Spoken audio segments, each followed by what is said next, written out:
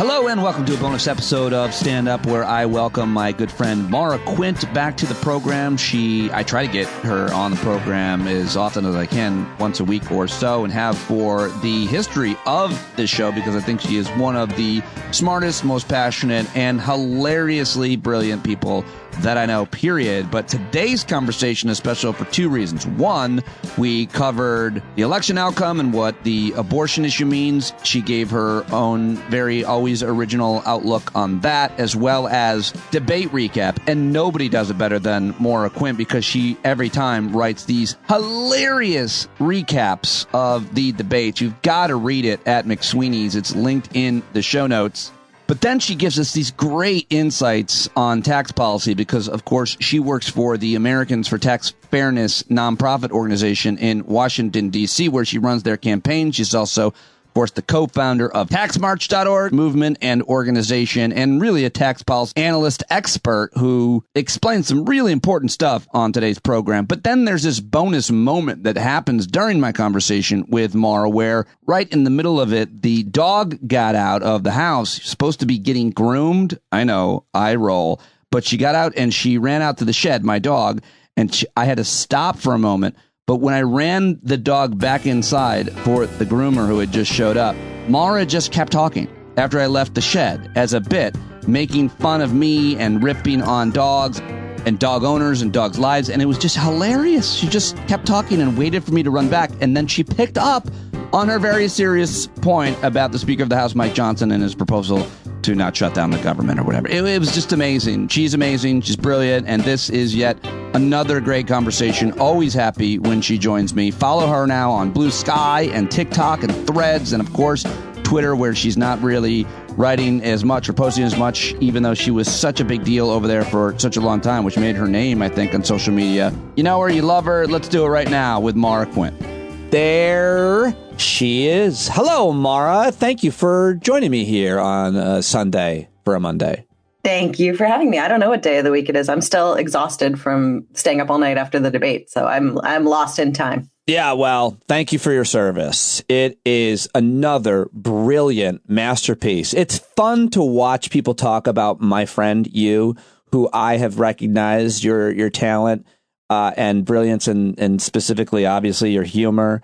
And to see people be like, this is too funny. Like, I'm angry funny at how funny this is. It's so good. You've done it again. And I just wanted to pay you that compliment publicly. And if anybody doesn't go read this right now, they hate comedy, I think. I think they love themselves, because nobody needs to actually be enmeshed in the GOP primary debate in any way, even through humor. So I fully respect anyone choosing not to engage any media coming out about it. But the elephant in the room is that when you're writing comedy about these Republicans, you're not sure if it happened or not. For example, you write that Ron DeSantis's closing statement, you write, this is what he said: "I'll be the man who will fight for your honor. I'll be the hero you've been dreaming of. America will live forever knowing that together we did it all for the glory of love." Like, did he say that?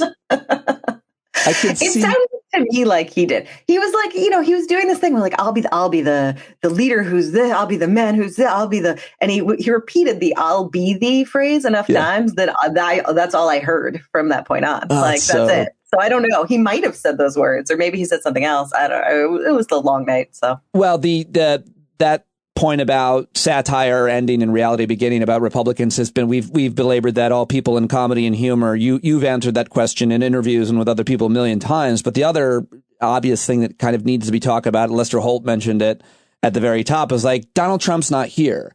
And so you are clear about that, obviously, as well. Like, what are we watching? Like, what is happening on these debate stages and in these primaries, Maura?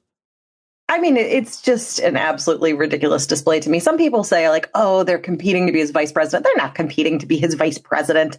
That's not what's happening. Donald Trump is not watching the debates being like, well, let's see who won. Like, that's not happening at all. I don't know what they're doing other than creating interesting little ways for them to, like, raise a lot of money and maybe do some, like, tax evasion stuff. And, like, it's a really pointless endeavor. Or they're trying to set themselves up for oh God, 2028 or, like another future time, like, all right, I want some national attention. So I'm going to try to use this moment in time to boost or elevate my career. Or, I don't know, I want to be a news anchor. So I'm going to use this moment to become some sort of Fox pundit but they're not running for president. That's what I know.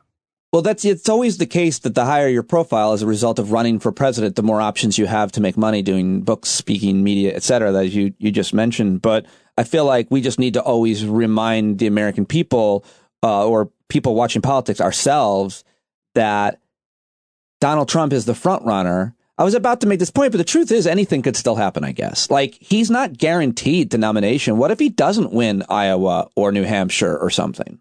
He's not guaranteed the nomination, and who knows, I guess, what could happen with his lawsuits. I mean, I understand. If I'm a Nikki Haley right now, I suppose in my heart, I believe this could happen for me. Like, I think maybe I could pull this out. I probably do have some glimmer of, I could spin this. I could do it. Keep Nikki Haley's name out of your voice, Maura. I didn't speak about anyone but her. I think you're allowed to address her directly, but she will threaten to shoot you with her shoes. So, tell me more of your thoughts on Nikki Haley. My thoughts on Nikki Haley are that Nikki Haley is a good Republican, which means a bad person. That's that's pretty much it. Like, Nikki Haley, she, I think, exists a little bit in the Romney mold, just a touch, which I think there are a lot of these sort of, they think that they're centrist Republicans. That's where they think they are. But the point of it is that they don't actually want to acknowledge anything that fuels their ideology. So they sort of go with this I'm, fiscally conservative, and I think America needs to be a stronghold, and we need to, and they like to say these sort of grandstanding things and say them in polite ways. And then they get to say, well, I'm a moderate Republican, I'm a fiscal Republican, because they never once think through, well, what does that actually mean? What does that mean if you are being, fiscally conservative? Oh, it means we're cutting housing, we're cutting food. It means kids in schools aren't getting lunches. All things with public, I think you cut. Yes, they don't ever. They're unwilling to acknowledge the results of the actions they want to take. And therefore they're able to, in their mind, hold themselves as, responsible people, as opposed to just outright cruel, which is the end result of all the policies that they uphold. And I think the right side, the right of center, the right of moderate, the more extremists, they're not more extreme in terms of what they want to happen. They're just more extreme in being willing to say it out loud. They're just more willing to say the cruel things that the moderate Republican policies would accomplish. They will hold those up as that's what we want to do. Absolutely. Fuck them kids. They're very much on that sort of more honest side, really, in a way. I mean, they're despicable. But really love the way you talk about this issue. I'm so glad that I asked you that, because I think that's a unique and specific perspective diagnosing exactly what's going on in the right-wing the Republican Party, the movement, which is very empty in terms of policy.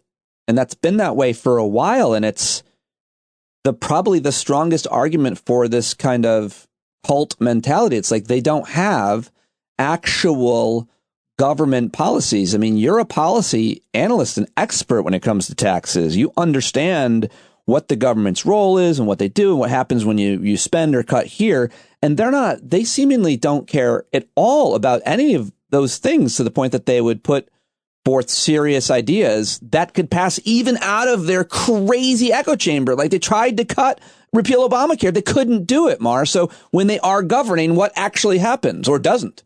Well, when they're governing, they do the same thing every time. The one thing that they push through, they did it in 2017. They did it under McCarthy. They are trying to now do it under, what's his fuckface, the new guy? Mike Johnson, the great Mike Johnson, Commander Johnson. It's of Gilead. His name is forget. He's just the perfect choice, right? Everything about him is forgettable.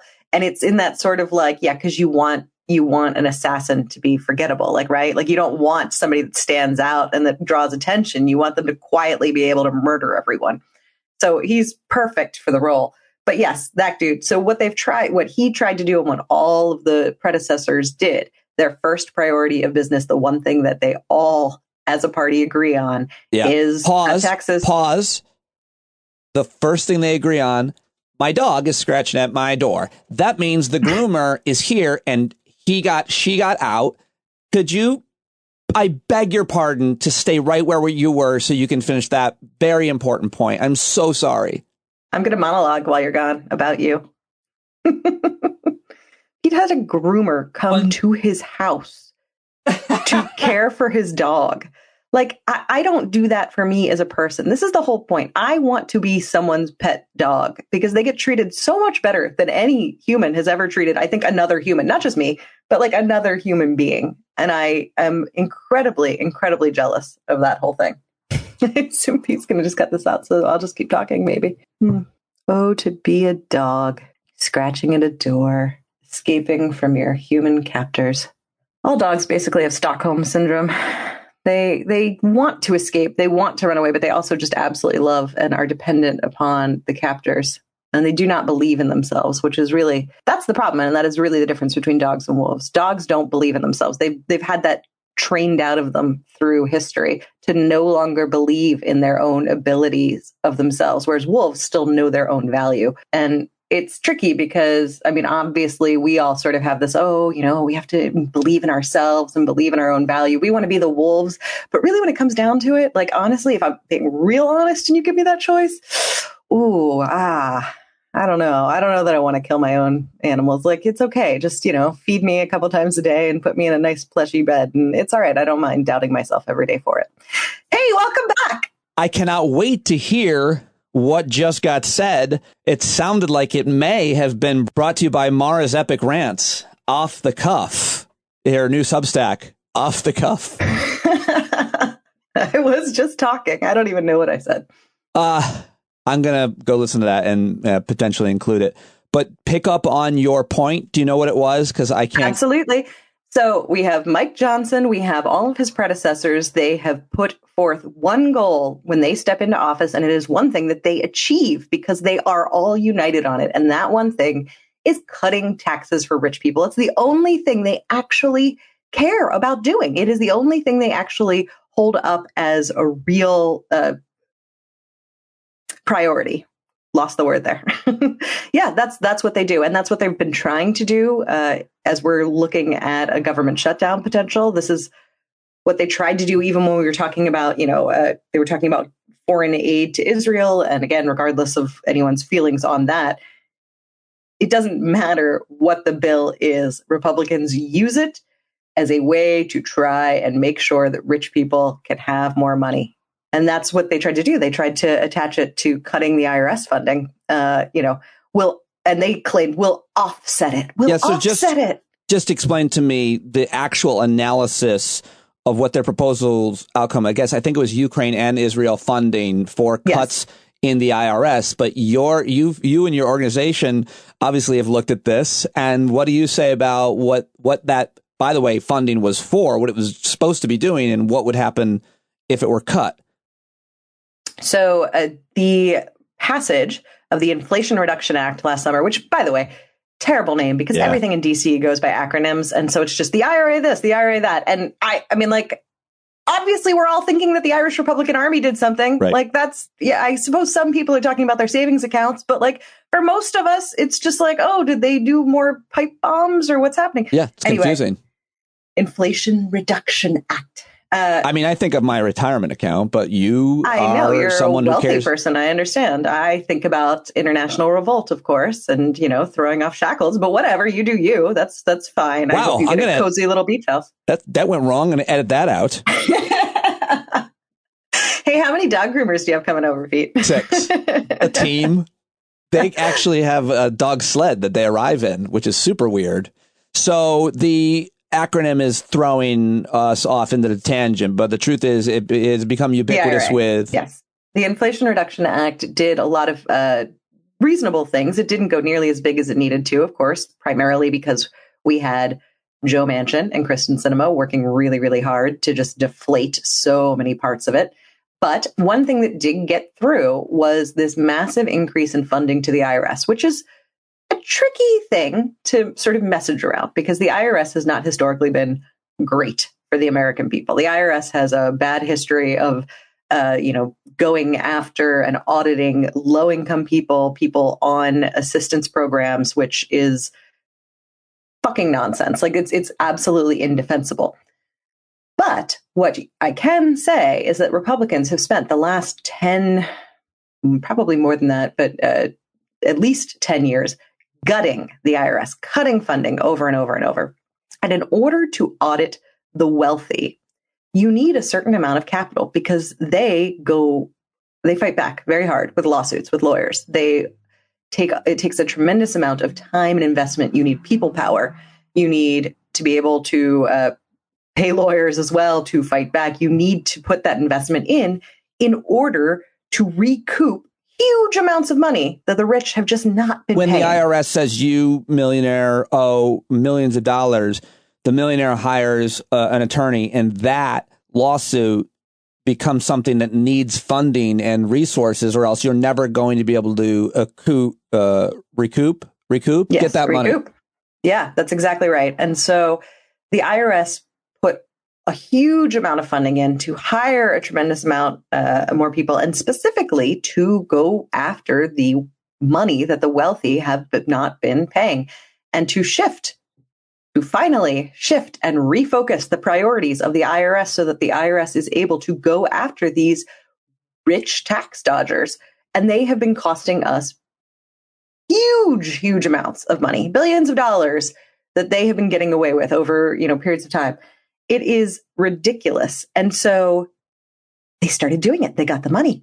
They started going after it. We started to see, I think just a couple months ago, there was some data coming out that they were starting to recoup a bunch of this money. And in fact, they're looking now, there was something the other day, they're looking to specifically target these multimillionaires and double down. And they have huge amounts of money that they expect to raise from this. So the IRS funding, if we give the IRS, let's just make it real small, and I don't know the exact ratios, but let's say we give the IRS $10. They use those $10 to go after the wealthy and recoup $1,000. Right. So did we spend $10 or did we gain $990? You have to be thoughtful about what the outcome is. And so Republicans go, we'll take back that $10. Take back that $10 and send it to foreign aid. Then it'll balance out. But what they're really saying is, no, we're actually going to lose $990. So it doesn't balance out. So the fact that they were trying to say, this is how we're going to pay for this bill is by cutting back that IRS funding, that's a ridiculous statement. I believe I can get the exact quote. I'm paraphrasing. Just to be fair, the Speaker of the House was asked, the CBO said that your cutting of the IRS funding would create more deficit. And his response, I believe, was only in Washington, D.C. would the CBO say that cutting spending creates deficit. And it was an effective answer, I think. I think it's effective depending on who you're trying to fool, right? I mean, I don't expect an average person to know what the CBO is. I wouldn't know what the CBO was if I didn't have my job. I didn't know what the CBO was before I had my job. That's not something that is on the radar in terms of the CBO is the Congressional Budget Office, is a nonpartisan agency that looks at tax bills and scores them and what they would do, what the outcome would be, right? Isn't that basically it? You got it. Look at you, Pete. You know things. But they can be partisan too, or the way that they score things. Or I think the problem is that isn't the trick that they give the CBO kind of fakakta information or skewed information so that the outcome will be what they want, but it's not really what in actuality the bill is even proposing, much less would do. Is it something like that? Yeah, that's certainly. So there are ways to manipulate CBO scores. Absolutely. And the Republicans have done this before. One of the ways that Republicans have manipulated CBO scores is that when they have passed tax cuts, and this is something we saw with the 2017 Trump tax cuts or GOP tax cuts or however you want. Tim Scott's up on stage saying he wrote the bill. Paul Ryan obviously thinks it's his big thing. So whoever you want to peg it to, but assume it's all of their miserable thing. It was a massive, massive slate of tax cuts. And we have data that says, yeah, that added to the deficit. Republicans love to run around and complain about the deficit, but the moment they can pass anything, it's stuff that adds to the deficit and it grows it. And it doesn't grow it by spending more on people who need it. It grows it by saying, hey, rich people, you should be richer. We just love you so much. You should have more money. That's how they choose to add to the deficit. But one of the things that they will do sometimes, which they did in 2017, was it's all parceled out into different types of cuts, right? Like, okay, there's cut A, there's cut B, there's cut C. You'll use this one for your businesses. You'll use this one for your secret businesses. You'll use this one for when you're having a bad day. And they have it all lined out. And then they'll say, all right, well, this bill runs 10 years. So we want the CBO to score it for 10 years. Oh, but not all of the tax cuts are going to last for 10 years. These few, they're only 5 years. So don't, when you're scoring them, assume 5 years and then assume they go away, because Republicans assume, well, in 5 years, we'll renew them. But the CBO will score them as though they didn't lose that next bit. So it's like a little trick. And they did it. And we are now at a place. So we are at the 5 years mark. And there are 3 provisions of the Trump tax cut that are up for renewal. And those are things that we are fighting against. They are corporate tax cuts that go to very rich corporations, not to it's not going to the ice cream store that your neighbor owns down the street. It's going to Amazon. It's going to ExxonMobil. And the corporations are going way in on this fight. They're taking out huge ads. They're going crazy. Now, they want to extend these tax cuts and keep these tax cuts. And they say, well, if you don't give us these tax cuts, we can't invest in our own business. We can't keep developing. We need these tax cuts in order to create research that benefits everybody. So you need to give it to us. Please, please, please, though, don't look at the fact that we are giving out the highest levels of stock buybacks and bonuses to our CEOs ever, because we're certainly not going to decrease that any. These tax cuts have allowed us to keep increasing the profits to the richest CEOs. And they refuse, once you give them $10 million, they're not going to take $9 million the next year. They're going to want $12 million the next year. And that's how these corporations keep doing it. And so do they have the money to invest in research and development and the other things and growing, expanding things? Yes, of course they do. But that would mean they couldn't keep exponentially giving this money to their CEOs. And so they want to extend these tax cuts because they want the rest of us to pay for the increased CEO bonuses that they're getting every year. It's infuriating. I mean, and also, I guess in certain industries, probably all of them, they're leaving out the other equation is they're also being heavily subsidized. They're actually getting paid by the government on one end, and they're arguing for tax cuts for individuals and their own corporations on the other end. And then let's not even this is leaving aside the fact that most of these corporations pay employees so low that the individuals qualify for government benefits. So you are paying your employees and they still have to go and receive SNAP benefits because they don't have enough money to live.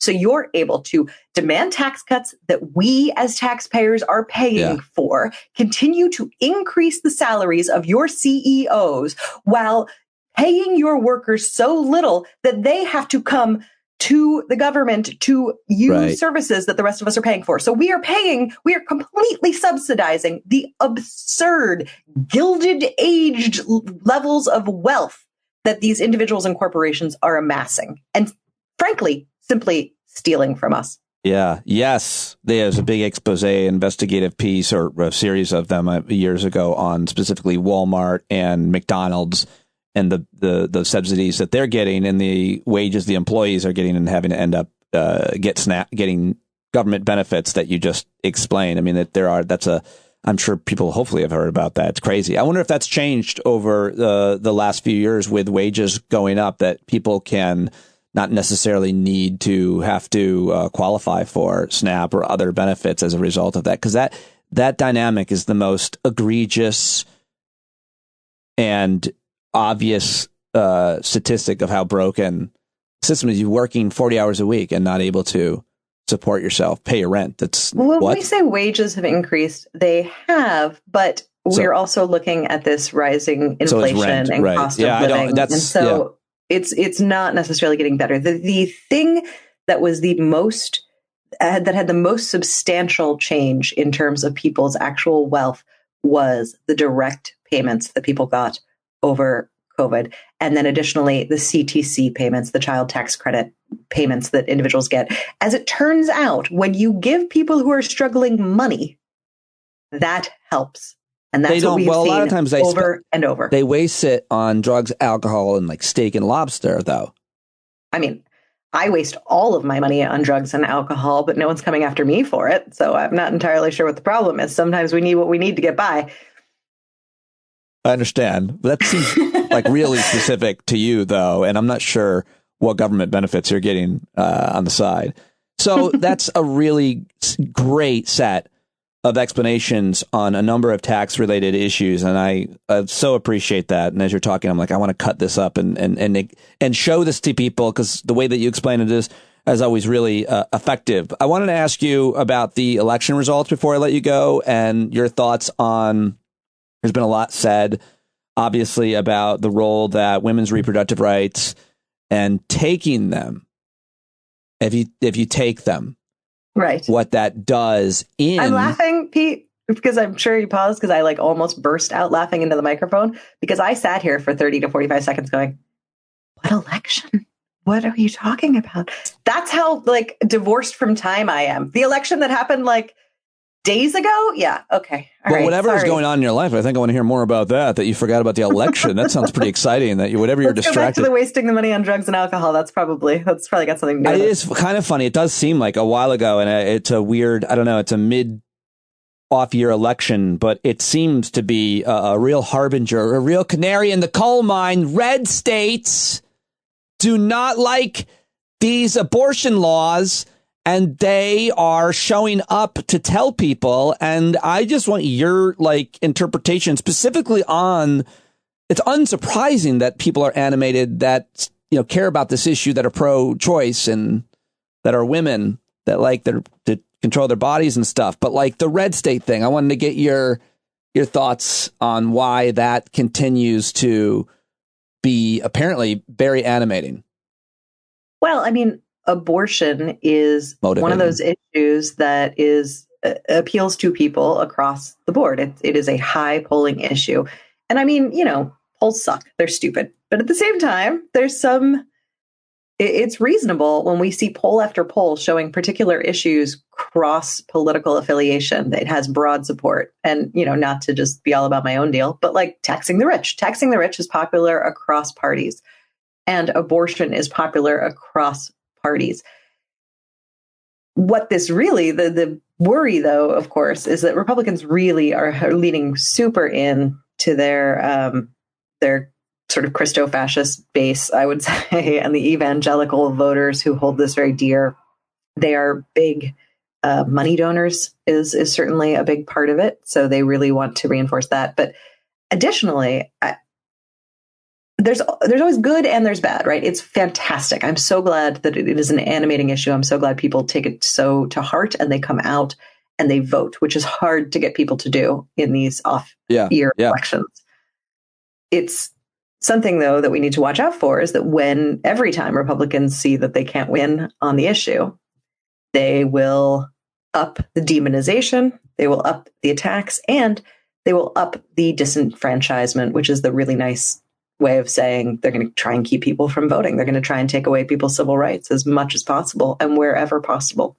And we're going to definitely see that in 2024 in a big way. You're saying that I think I hear what you're saying. As a result of this issue being a real loser for them, they have to make it way harder for people that care about it or that are against them to actually vote. Yeah. Yeah. They have to drop their districts. They have to keep going with gerrymandering. And we've seen a couple of wins on the gerrymandering fights, but they're going to have to make that incredibly hard. They're going to, try and reinforce ID laws and all sorts of various, newfangled forms of poll tax elements. They keep doing very unpopular things for a lot of us, and then they somehow win because they're able to prevent people from voting or the right people, making voting in any way democratic in districts, much less the stupid electoral college, I guess. But yeah, and they also really need to whip up their base. They have to whip up their base, and they have to reframe the elections away from any of the things that people actually do care about, and they have to make it about, the motivating element for their base, which is just hatred, which means ultimately that we end up with more acts of violence in the run-ups to these things, because they are doing they do a great job of whipping up the hatred and frenzy of a lot of people. And so it's pretty frightening, all in all. Sorry to be all downbeat about it. No, that is my feeling. I appreciate that. That's, I haven't really actually, that's why again, like your perspective, because I hadn't really heard somebody make that point about where they go next and you explained it perfectly. When they're losing on the issue, they change the game. All the time. They're very good at it because they own they own so many people, really. I don't know how to put it. They own the minds of so many people. Yeah. They have it's funny, but figured out the one thing that I think is really interesting about the money and politics and basically kind of what you're saying, like America is awash in guns. And it's not just because, they're the laws and everything. It's like, or rather that the gun lobby pays so much, or the NRA. That used to be true, but that what has changed is they were so effective that it became it became an identity thing. And now you don't really need to spend. I mean, make the ads and so on. Obviously, they're going to continue to spend, the gun lobby. But the truth is, what I'm saying is, like, people actually, it's their core, their Second Amendment people, however they describe it. And that's what they're really good at, creating that kind of rage and fear. And it becomes a brand, and you don't and then have to keep spending so much lobbying. It's just they'll die to defend that right. Yeah, absolutely. And you have a bunch of people as well. Like, you already know, especially since they are so much tapping into the religious right, that, I certainly don't want to pretend as though people who are not wildly involved in a religion have a completely different mindset. I think most of us have sort of a hierarchical, structured mindset in a lot of ways, but I do think that they are more primed to have individuals that have positions of authority that they trust.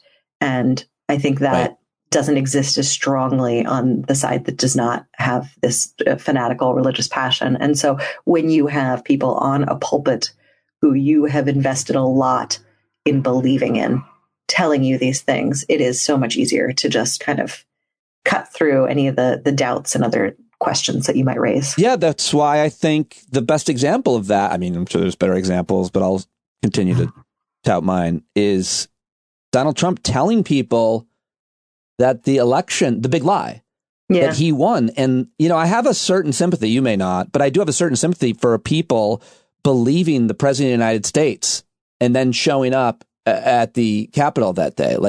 It's not like Alex Jones said that, or Sean Hannity, or Tucker Carlson. Donald Trump, the president of the United States, who has all the data, is saying that. It's hard for a lot of us to understand how people could possibly believe that. Mm-hmm. But he did tell them that, and they did believe it, I think. Oh, yeah. Yeah, they absolutely believe it. That's why people in these questions, why do anchors or journalists, why you want to talk about the 2020 election? Why didn't the journalist ever say that the president is still saying it? Donald Trump is still lying about it. It's still relevant. Yeah. People still believe that our elections are fucked. It's very frustrating. And I think there's a lot of frustration as well with the media in general, but, we don't, I don't think we do nearly enough media training for individuals who go into media. And then but fundamentally, there's just no one to fund it. People can only do what anyone will pay them to do. And the people paying them to do it have very much a particular set of agendas that they And of course, if you ask hard questions, they won't talk to you. Yeah, but that is less important, honestly. It's less important to have that kind of they still need thing. access. Yeah, if you have a platform, you know, I you're right. It is less important, but it is certainly a thing I saw a lot of in my time in corporate media. You know, sure, yeah. Okay, wow. What else? We're all depressed now. No, not at all. I think you're. I'm not. Do you feel like a leaf that has turned from green to yellow to brown and is now falling off the tree? I love that. You just said that. It made me, I love this time of year. I absolutely love it. So I'm very much in that, watching of that happen and enjoying the cycle of life. Freddie the Leaf is a book, a children's book my mom gave me when I was struggling, when I was 7 or 8, maybe older actually, with death and the fear of death. And it's a book about a leaf's life cycle. And it made me, it was really nice. And if anybody's listening, I highly recommend it. And that's really nice. You just triggered that, so yeah. Oh, I'm sorry, or happy. I'm not sure. I used the word trigger. I shouldn't. That was such an overused word, including by me. That was the catalyst, your leaf thing for that. Freddie the Leaf. Go get that book for your kids or for yourself. The Cycle of Life, as Maura just explained it. It's happening. You're watching it, and then let's hope that Maura, we get to spring and not vaporize because I planted daffodil bulbs. So, positive note, that's the cycle of life. Spring will be here if we're not hit by the asteroid that I know you requested come, at least. I have, yes, of course, absolutely. I don't, my hope is like, let's finish this by January, I'd say. Like, there's no point in going past January. Like, we can get to January just so we can be like, take a week after all the holidays. Sure. Be like, okay, rest, relax, binge some TV at night, with a cozy hot chocolate, then just be done. Then be done. That's a wrap. All right. Well, we'll see what happens. I hope to talk to you around that time, as always. Can't wait.